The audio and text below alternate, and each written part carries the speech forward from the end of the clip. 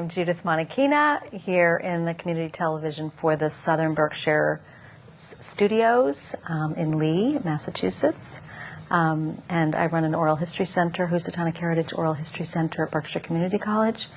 And the Oral History Center, along with CTSB, we are doing a project called Talking Shop about people and their work.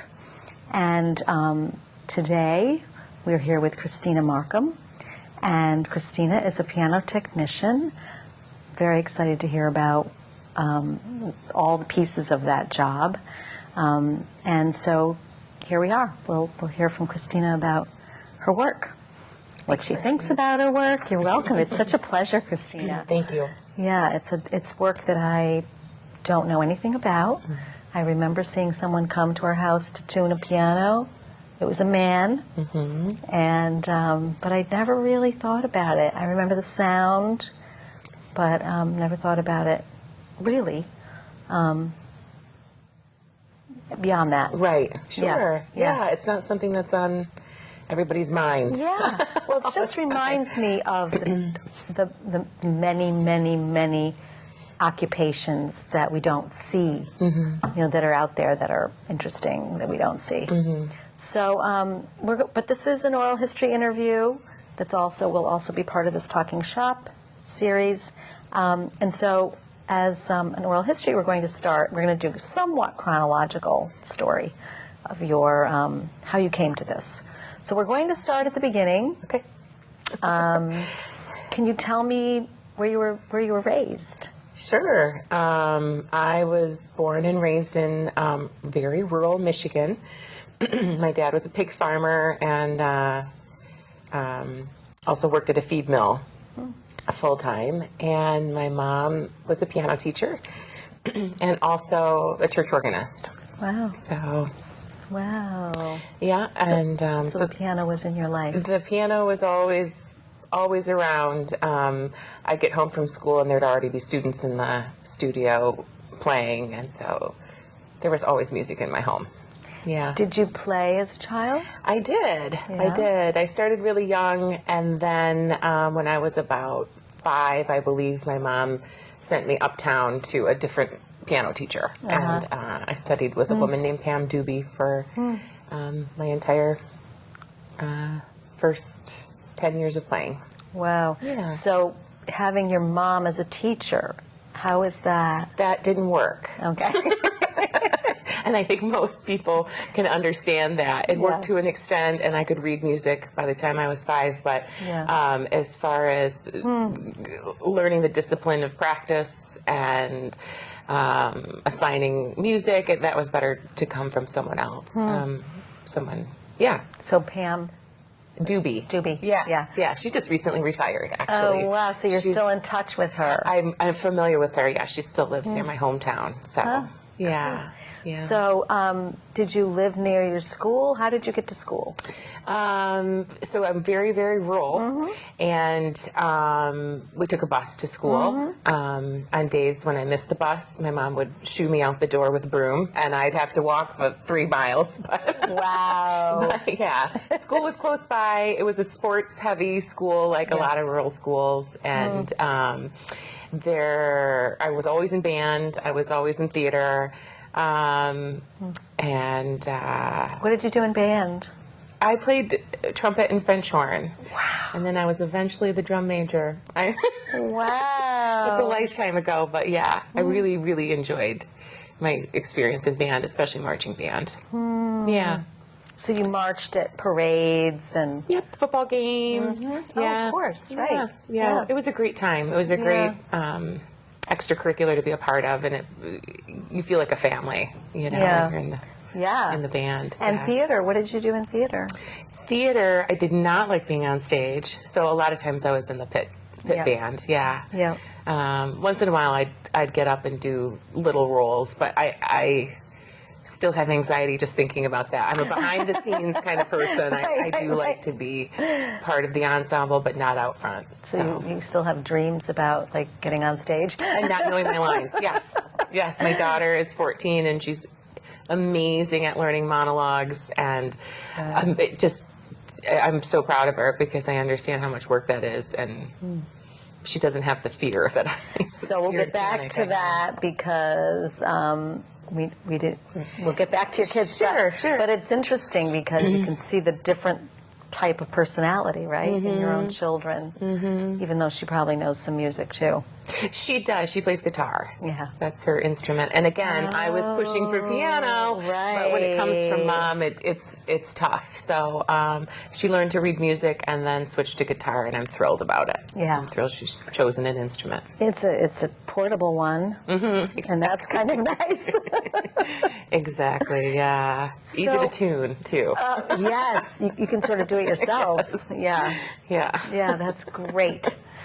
Yeah, so did you have siblings? Yep, 2 older siblings. My sister's 8 years older, and my brother was 4 years older, also both musical. So, yeah, we were sometimes called, my maiden name is Kaufman, and we were the Kaufman family band. We'd play in church a lot, and once in a while in the community, and small town. That's small really town fun. Cool, yeah. Yeah, and my dad played nothing, but he was always a wonderful audience member. That's cool. Yeah. So, your music started when you were preschool, basically. Yeah. So you really don't remember anything but. That's right. I really don't. A 5-year-old at a piano is hard. I mean, I know we hear about Mozart and all that, but I mean, that's kind of hard, right? You have to sit up on something special, or how do you get your arms down? Right. I've taught lessons a little bit over the years, and my mom continues to teach lessons, actually. She does, wow. And 5 can be young. But because I had 2 older siblings playing and my mother was always playing, right. it was something that I was really driven to do. Yeah. So that made it the appropriate age. Yeah. But, waiting till you're 6 or 7 is completely fine too, or even older. Yeah. So, that's interesting, when to start so that the kid is actually really interested and it isn't just a chore, right? Exactly. Yeah. You have to find it.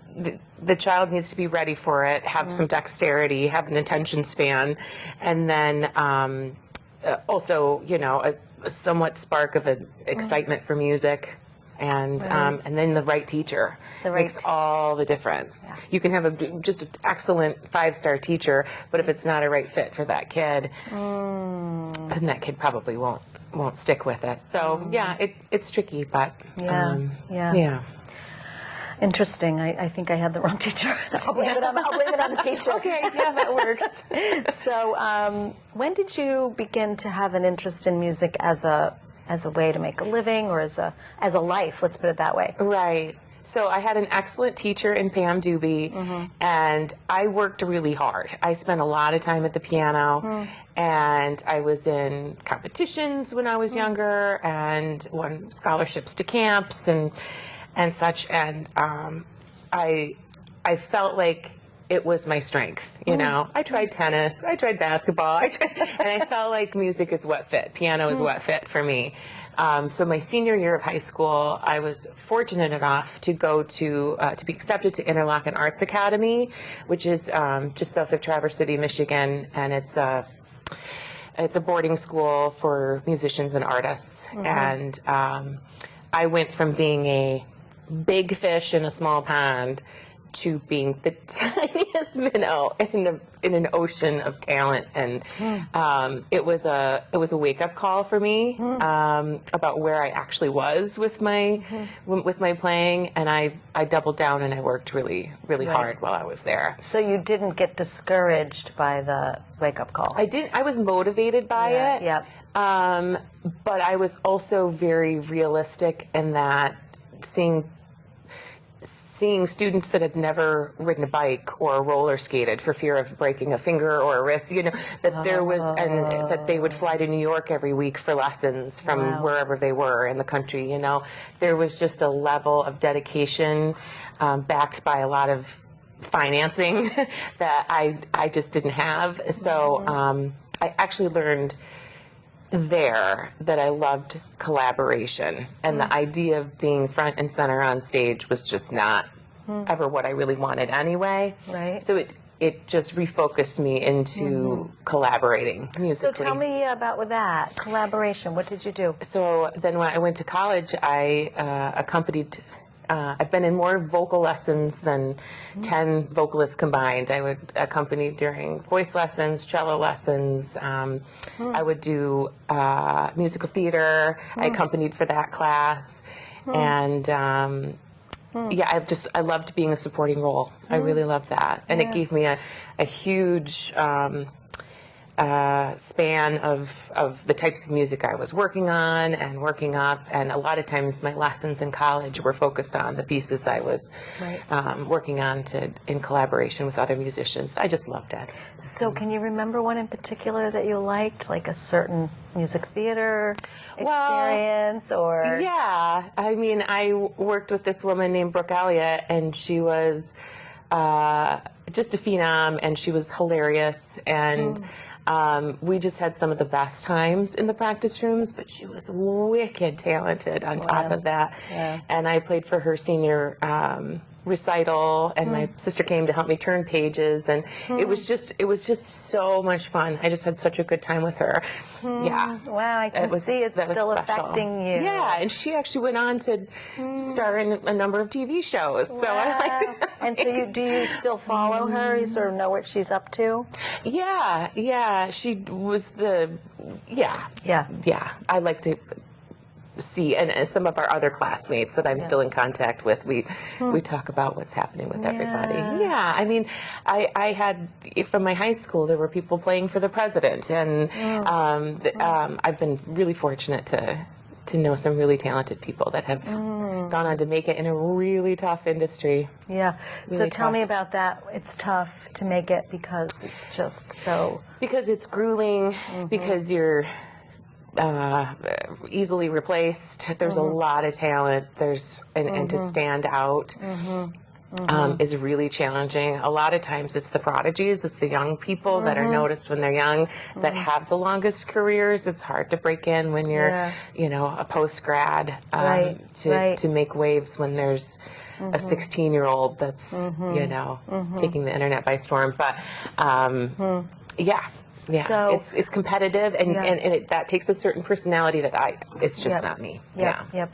So you enjoyed the collaboration. You got a lot of opportunities to do that. Yes. Where did you go to school? I went to Western Michigan University in Kalamazoo. Oh, wow. That was my undergraduate. Yeah. What's Kalamazoo like? Kalamazoo's great. Yeah. It's been a long time since I've been there, but it's a great college town.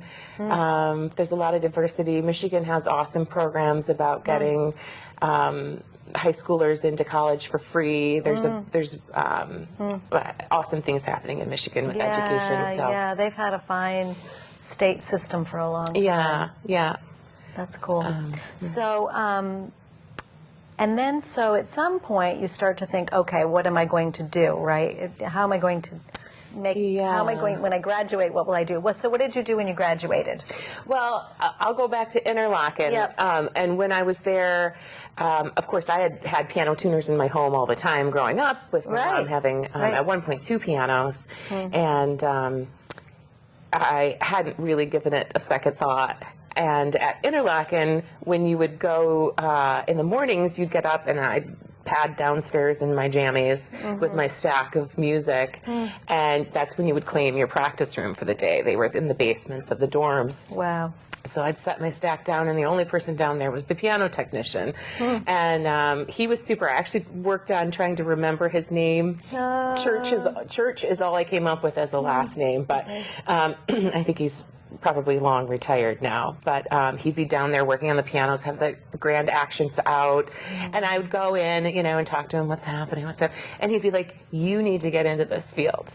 And I was like, oh no, I'm going to play for a living. I'm going to be an accompanist or a collaborator of some sort. And he's like, okay, but you should think about this.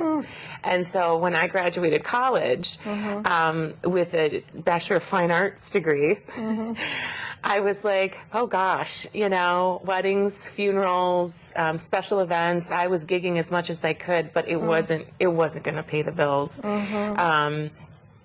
and voice lessons and instrumental lessons, that still wasn't enough to pay the bills. And I thought back to him, like, maybe if I learned this trade that could support my playing habit, and then I'd have enough money to survive. So that's like pretty much right away when I graduated, I looked into master's programs in accompaniment, and I looked into where I could learn to tune and repair pianos. So that seed was planted at Interlaken. It was planted when I was 17 at Interlaken in that basement, and I brushed him off, and but it stuck with me. Yes, it stuck with me. And also 4 years of college, just playing for juries and performances. It's so critical. It's so intense and stressful and critical, and I was losing my love of playing, and I was hyper aware of that. Like, well, this is all I know. This is all I've ever done. Right. What else is there? Like, which other direction would I go? And that the fact that he planted that seed, I don't even know where I would be if he hadn't, because it stuck with me, and it, as you sort of evolve and mature and things become more practical, it set in, like, I need a skill that is less subjective and more practical and useful. And there's kind of, I would imagine, kind of a set kind of rate too. It's not like you're out there demanding a certain amount of, you don't have to decide too much about your rates. You need to know what you're doing. Right. And then, set your rates based on that. So we'll get back to that. But, so what did you do? You went to the program, you found a program. Yeah, I found a program in the University of Western Ontario. And since I was already living in Michigan, it was only a 3-hour drive from my parents' home to the program. And so I lived in London, Ontario. Okay. I love that pause for 9 months, and learned how to tune and repair pianos. Wow. So it's like a 1-year program. It was life-changing. Yeah. Really? It was life-changing. So tell me how. It was so exciting. Wow. That shift between getting to a piano and wanting to blast through some of the music, to getting to the piano and starting to play and being like, what's that noise? And what's this? And this note doesn't sound right. And so is that what you do? How do you approach being more mindful? Yeah, sure. When I get to a piano to tune it, I play through it, and some things will jump out at me, and I sort of make a mental note. And then as I tune everything, it reveals itself to me. Not just the tuning, but any action issues and any other. There's so much I do not know, and so you'll explain it. But so back at that program, did you have any kind of mentors, or was there someone special who was helping you learn? Well, the two instructors were Don Stevenson and Anne Fleming Reed, and I'm just really fortunate to have been taught by the best in the business, really seasoned professionals who had amazing connections, and I learned that right away. It's not just about what you know, it's about who you know, so you can lean on them. Because we're all going to have our own experiences in this field. We'll have, over 20 years, you're going to run into your own problems. There's going to be somebody else that for 20 years that's had a whole different study based on what pianos and issues those pianos have had. So to collaborate and talk together. So they brought in experts, and they brought in experts from different manufacturers, from Steinway and Baldwin and Seiler, and so it was just it wasn't a myopic education. It was such an expansive. So it's not just it's also people. There's a lot of people involved in your education. Yes, there not were. Just with the piano, and it's. So then, when you leave that program, it's not just you and your little degree. It's you and this network of people that are really. You feel like a family. You feel like you're a team. So how do you use that network when you're first out? So you're out of the program, and you decide, where did you decide to be? Well, when I left the program, I went to Germany for a month and did a work study at the Seiler Piano Factory in Kitzingen, Germany, and that was a door that this program. I never imagined being a piano tuner would open so many doors, but that was the first door that opened. And then that internship, work study, led me to Columbus, Ohio, to a Xyler dealer, someone who sold Xyler pianos. So I was there on staff as actually as a salesperson, and I did technical work in my off hours, tuning and repairing pianos locally. Yeah, so I was there for almost 3 years. Oh, wow. And so you got your sort of legs out after college, after the program. Yeah. And and just jumped right into the piano world in just an entirely different way. I'd spent the first part of my life in the world of pianos. Now I was technical and finding the right piano for the person, you know. That's so interesting. I really was. I was also director of institutional sales, so I worked with colleges and universities and churches to help them find the right pianos who would their think spaces. how much goes into this, right? Yeah. So if I walk into your piano studio, you have to ask me a lot of questions about who I am, basically, what I want. That was that time there in Columbus. That was my role. Yeah, and still I have clients that are looking. I can tell they're not happy with their piano. We talk about what's out there and what some options are, and yeah. So Columbus, Ohio is a little way from Massachusetts. So how did you, so what came after that? So after that, after a few years, I realized sales was not my passion, and that my work after hours, tuning and repairing, was my passion. And I was invited to visit a brand new master's program at Florida State University for piano technology. Wow. And I was adamant that I was done with school.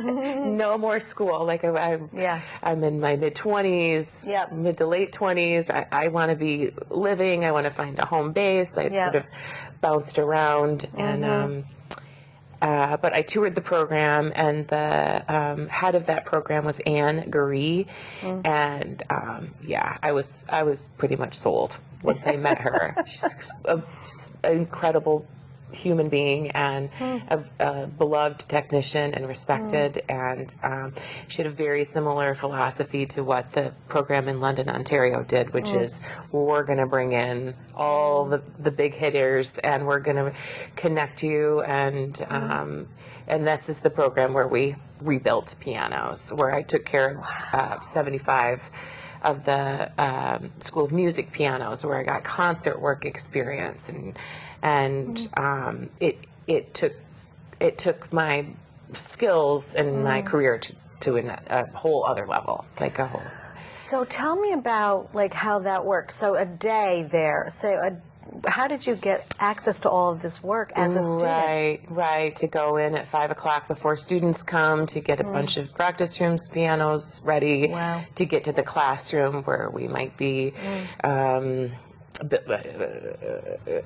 drilling a new pin block, or working on some repairs, or do you work it solo, or is there someone else? There was one other student in the program. Wow. And it was an incredible program, because prior to beginning it, the woman who ran it had created an endowment where two students every year could come. It was a 2-year program. 2 students could come every year, and as long as we did the work study, which was taking care of university pianos as part of our curriculum, which was actually hugely beneficial, it was an important part of our learning, that we didn't have any tuition for that program. So she was just a brilliant human, and just created this space, knowing that the field needed to be elevated, and sort of like this idea of just learning from your neighbor or your grandpa or it wasn't creating enough high quality techs who had a really good solid foundation in the skills necessary to do good work and to do concert work. You're working with $185,000 pianos, and people who play them who will recognize your work if it's not done well. Absolutely. Yeah. Absolutely. When your role is to support the artist and they come out to a piano that's not prepared properly, I mean, it's they have enough on their plate. You know? Yes, Yeah. as you know. Yes. So, with a piano like that, so you were learning to do that already, the concert pianos. Yeah. Is there, like, can you give me an example of, like, a concert or a time when you're preparing something and, I don't know, there's a problem or something? Yeah. I was at, I'm going to forget the name of the space. I think it was at Ohio State University, and Yefim Bronfman was playing. Okay. And it really powerful pianist, right? Yes. And so there's this, nail biting the entire performance, and you do a touch up at intermission, and there's an intensity to sit there as a technician. I would prefer to have waited in the wings and been called, if somebody needed me, but it's important to be close by in case anything happens. Wow. And it was during his encore that he broke several strings. And it was like, whew, because had that happened mid-concert, it's a big challenge to replace those strings quickly, and then to also have them stable for the rest of the performance. So is he a string breaker? And has a reputation. Brilliant pianist. Yeah, and a real honor to have that opportunity. So I didn't know that you would be sitting there. So you would be sitting there when the pianist is using the piano. Correct. Just in case. Yeah, okay. correct. I've had other spaces that don't ask you to do that, and then some that do. Yeah. So you're at Florida. Yep. And you finished the program. I finished that program. Yeah, then what? Well, between my first and second year of that program, I came to Massachusetts to work at Tanglewood for a summer. Wow, that's so cool. And then met somebody while I was up here. Yep. Finished my second year at my master's program and graduated, and then I moved up here. Wow. To pursue music and tech work and love. That sounds like the name of a movie or something.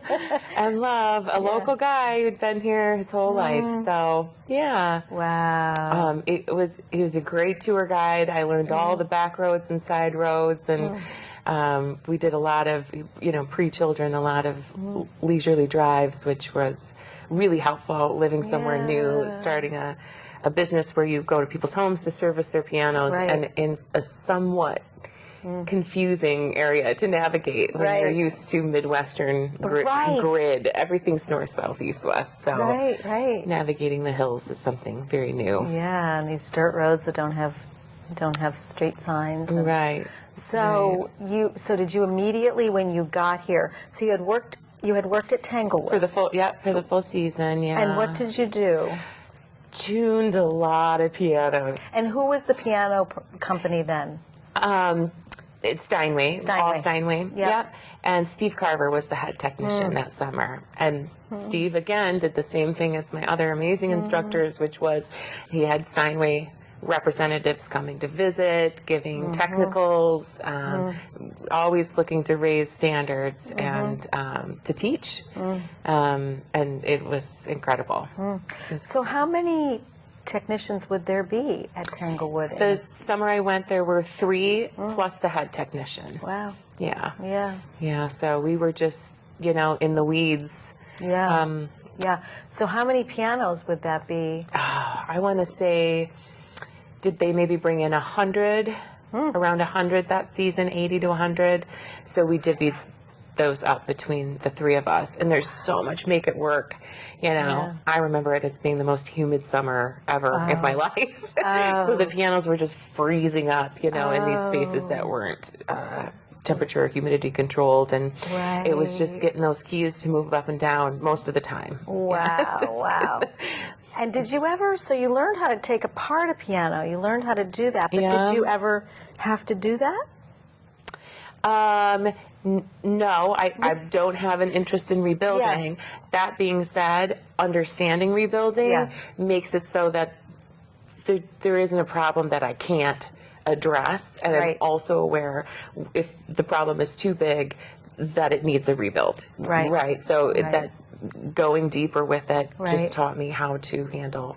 Right. Yeah. So tell me about, like, so Tanglewood, using that as an example, since Yeah. people will be familiar with that. What kinds of pianos, are they all like the same type of piano? Are they all like grands, or are they, some of them are baby grands or uprights or what? Yeah, there's uprights and grands, and Yep. of course the pianos on stage are the 9-foot concert grands. Right. They had several to choose from back when I worked there. I don't know Yeah. if they still do that. Yeah. But typically the American Steinway is what most musicians would choose to play. Okay. Also, Steinway artists are obligated to only play Steinway during Oh, performances. okay. So that's why it was also the most popular, because It's like it was in their tennis with the- contract. right? Interesting. Yeah.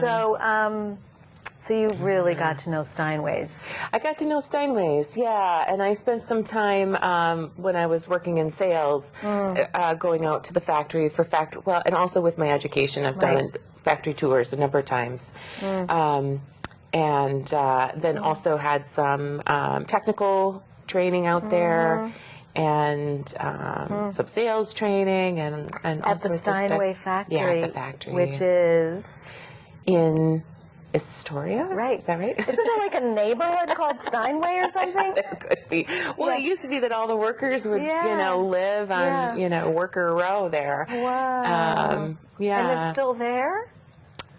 I would be I that's do. very nice to hear. Yeah. Yeah. Factory work is factory work. I don't Yeah. glamorize that at Yeah. all. Yeah. They might be multi-generations, Yeah. that have done that job, but it's hard work. I'm sure. And it's It's extremely backbreaking, important, though. I mean, it's so fine. It is a very, yes. I don't know how much is mechanized now versus Right. But even handwork, then, you have but to know how to yeah. use the machine. Yeah. So When I was at the Zeiler, when I was at the Zeiler factory in Germany for that month-long work study, they required all of their factory workers to have at least 2 years of piano lessons, and if they hadn't, they would take lessons in tandem with beginning a job. Yeah, they had people walking around in lab coats, like testing all these different things. Yes, quality control is the biggest issue with. Well, you've got a piano pianos. that costs a small fortune. Small fortune, and with thousands of parts. Right. And the quality of the parts, the inspection of the parts, the manufacturing of the parts, the weight of everything. It's there's a lot involved. So now, you're here, you've worked at Tanglewood, and now you're going off on your own. Yeah. And so how do you do that? I started by cleaning houses. I'm not too proud to work. And then I started advertising, and I slowly started getting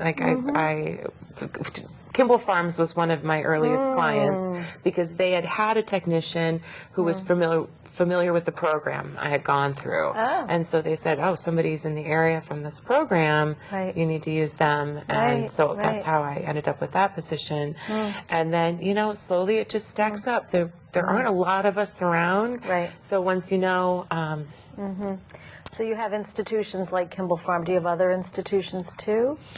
I do a lot of churches. I used to do Pittsfield Public Schools, Lee Public Schools, Berkshire Hills, but I don't do that work anymore. It was challenging. Scheduling was challenging for me. So the biggest institution and the one that takes up the most time is RPI. Oh, wow. I work at RPI in Troy, and I've been there for 14 years, and They must have a lot of pianos. You're going to see a running theme, which is strong women.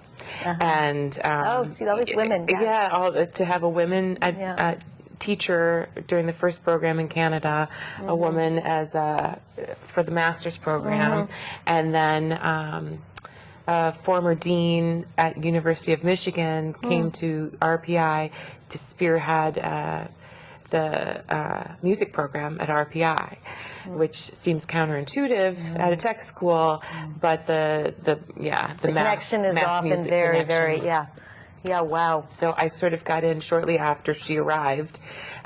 She was determined to make it an all Steinway school. So currently they have 18 Steinway and Steinway design pianos on campus. And they have the rooms, the spaces are overflowing with music.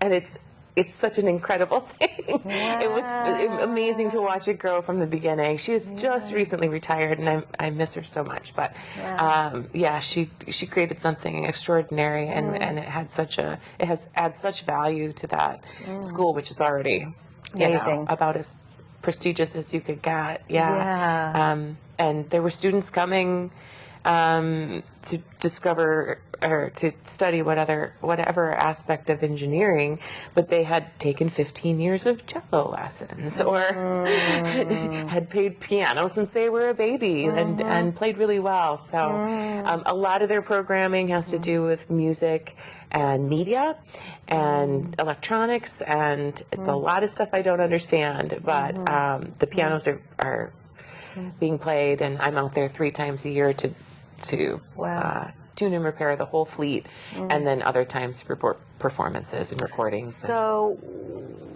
how often does a piano get tuned? I mean, a home piano would have a whole different use and everything. RPI's pianos get a lot of use, right? Sure, yeah. So I'm out there 3 times a year. Yeah. Steinway's recommendation is once a month, and that can be cost prohibitive for some institutions. Yeah. Home pianos are 2 to 3 times a year. There are clients that I have that are good with 1 a year. It's really a decision that I leave up to them. I make my recommendation, and I have no judgment for what they choose. Right.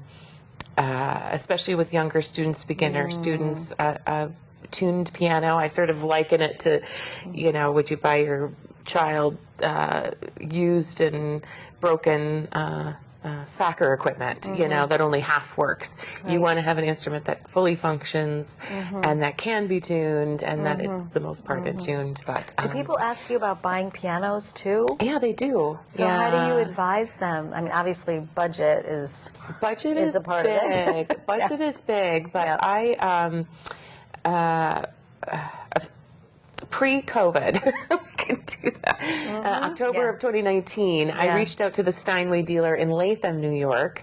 Since I was already out there with RPI quite a bit, I reached out and said, "Hey, do you need a hand ever?" So we met, and I ended up working in a store for 2.5 years. Only as a tech. I didn't do any sales there. Right. And so I have such a great relationship with him. I've never met a dealer that I would more confidently recommend. So I sort of get an idea of what a client is looking for and what they need. Right. I send that information or encourage the client to send it to Paul, and then he... So for someone starting out with a little kid, what kind of piano would you recommend? Right. I mean, if they're not a big musical house and they want their kid to play the piano. Right. It's such I am not, there's such a thing as a digital piano. Yeah. And for someone that doesn't want to commit to moving hundreds of pounds of wood and metal into their home right away, a digital piano is the way to go. That's very different than an electronic keyboard, which is, does not have weighted keys, does not have the sampling of an actual grand piano. So you want something that as closely as possible emulates the piano, and then you see if they're interested. The ideal situation is to have a real piano for them, but if that's just not something that can happen, beware of Craigslist pianos, beware of Facebook Marketplace pianos. Once in a while there's a gem, but for the most part, people realize it's much more expensive to dispose of the piano than it is just to get rid of it for free. So you just have to be careful.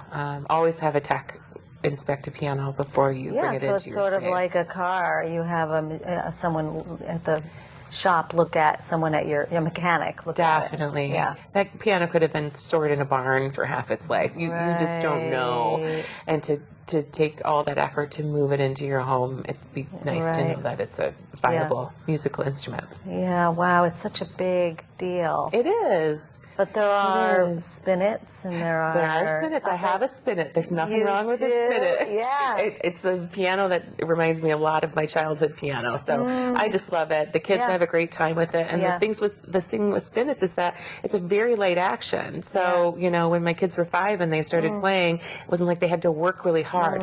It responded to them really quickly. Now, as a student advances, a spinet's not going to cut it.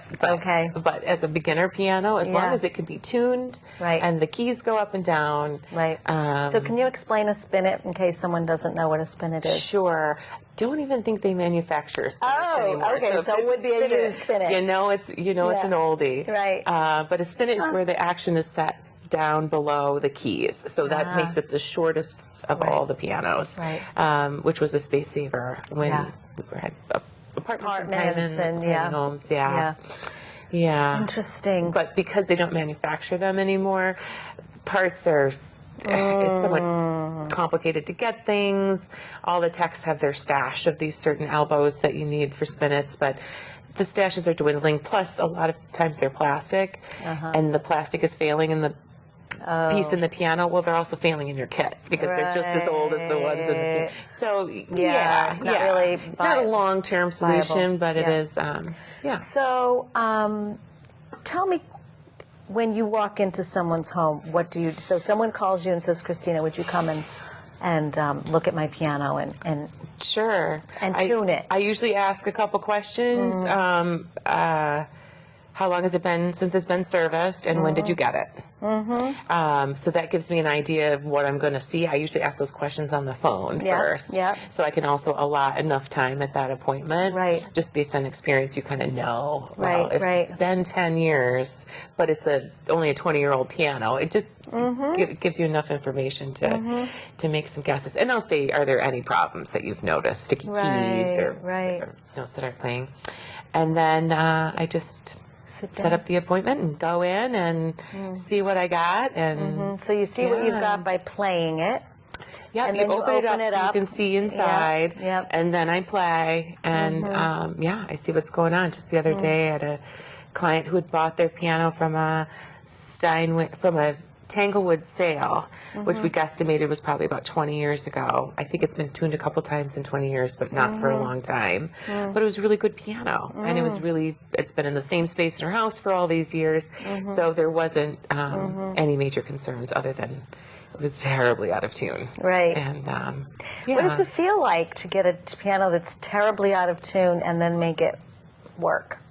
Oh, I love it. It's incredibly enjoyable work. I really do. I love it. Because unlike the college experience, which was critiquing and note taking and all the reasons you failed, like making a piano better, making it so that the client can sit down and enjoy it instead of cringe is it's just all good. It's it's collaboration in a different way, isn't it? Because you're collaborating with each of your clients. I work for them, and I'm there to support them and whatever their goals are with the piano, and to give them advice and to take really good care of their piano so they can love it. So they can love playing.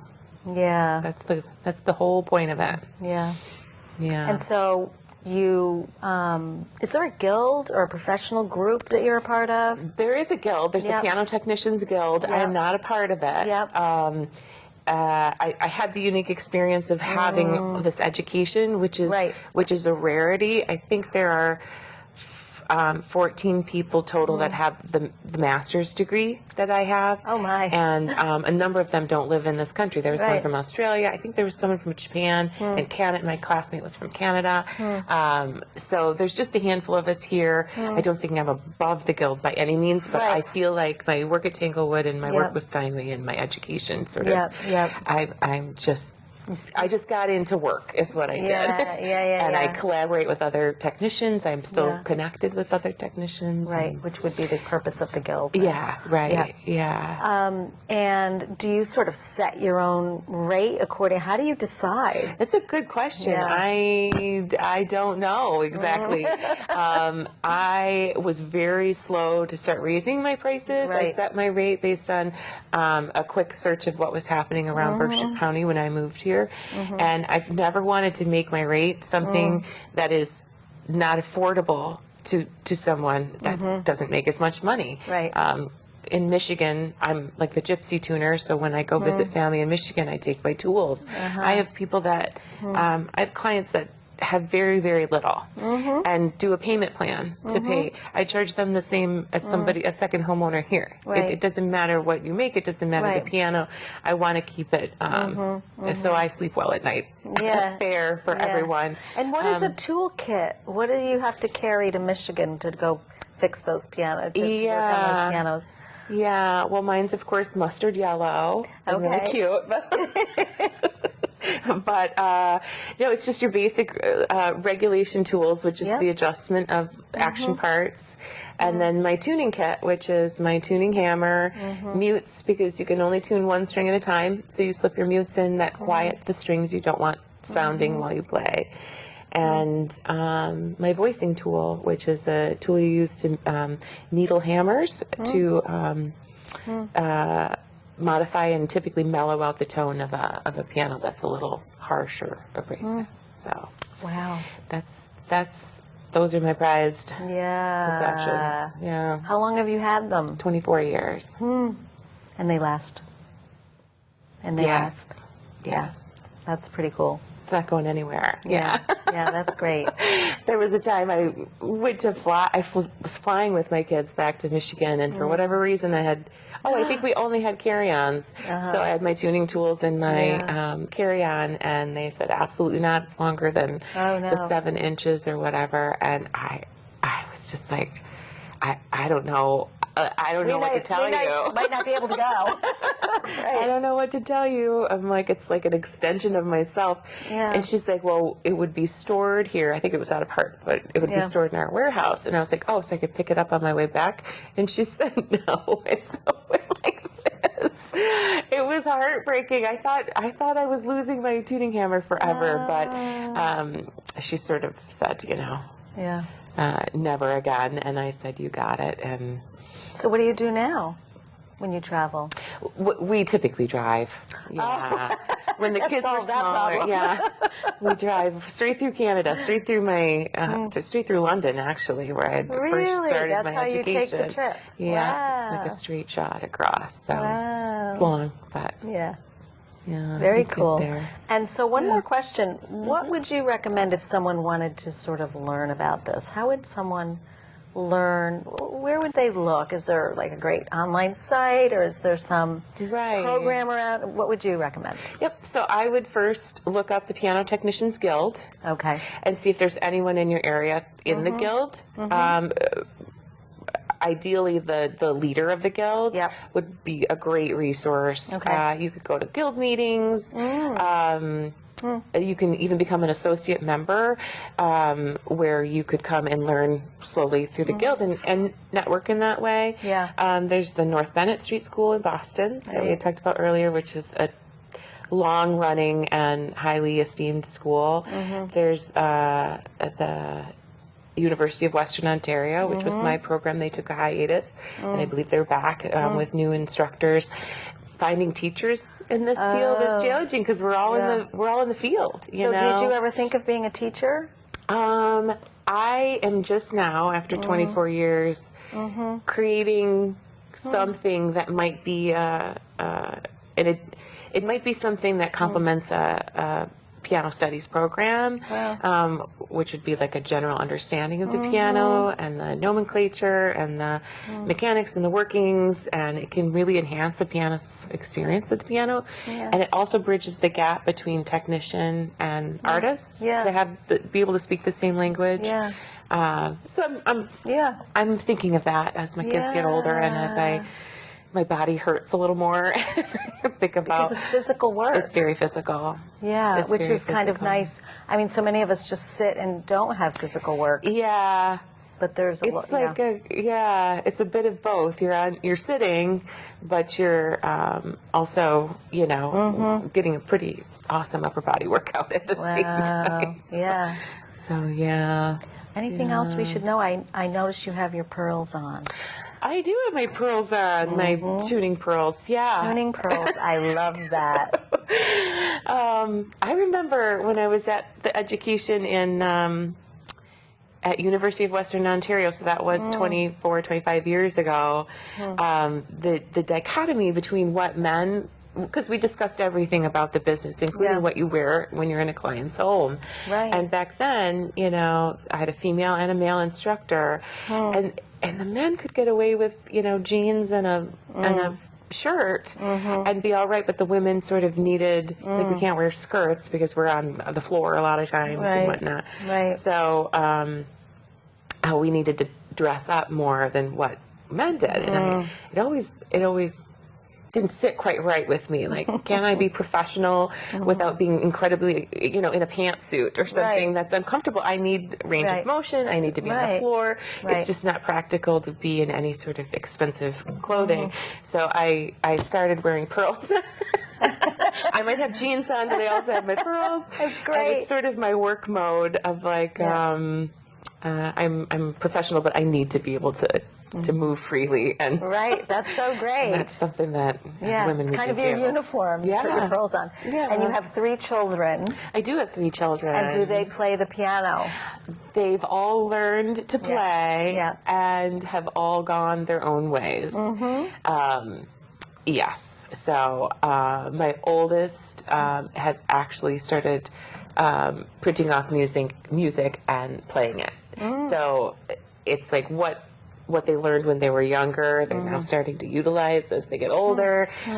It's just really about piquing their curiosity, getting them the education. People don't have as many pianos in their homes anymore. It's really shifted, but the passion for music and the importance for music has not. It's still there. So it's just, it might be with a keyboard, it might be a digital piano, it might be a guitar. Just to have music in your home is what I'm most passionate about. So you said to me, I think when we talked earlier, that the guitar had sort of there are less piano players coming up and more guitarists. In terms of home musicians, people who do a hobby. Yeah. Dream of doing something more. They dream more along the lines of guitar. I think there's a real push for stardom in a way that there wasn't, like, for my generation. And I think guitar or drums, my youngest plays percussion, is sort of like it feels a little bit like a path into that space, but it doesn't really matter, because in the meantime, they're sitting in their rooms and they're playing the guitar. You know, that's so what music does to your brain, what it does to your mental health, what it does to your body. It's proven to be just an incredibly healthy and amazing way to spend your time. So whether they think that they're on, dreaming that they're on stage or not, you know. Really, Well, that's a really beautiful way to end our conversation. I'm going to have to go do something with music. It's never too late. Tell me it's never too late. Absolutely never too late. Absolutely. It's so satisfying and it's so enjoyable. I know someone who dreamed their whole life of putting out an album, and I'm 68 years old, he just put out an album as sort of a bucket list thing. So it's never, just learn and play and enjoy it. Thank you so much. Judith, thank you. Really. Erica, where are you? We don't. We don't have Erica in the room. Did I even mention Erica Spiz in the introduction? Because Erica Spiz is the partner in this project, and I don't think I mentioned her. So this is the Talking Shop program that we're running, the Oral History Center and CTSB, and Erica Spiz is the operations manager here, videographer, filmmaker, and she is behind the cameras in another room. So thank you, Erica. Thank you, Judith. Thank you.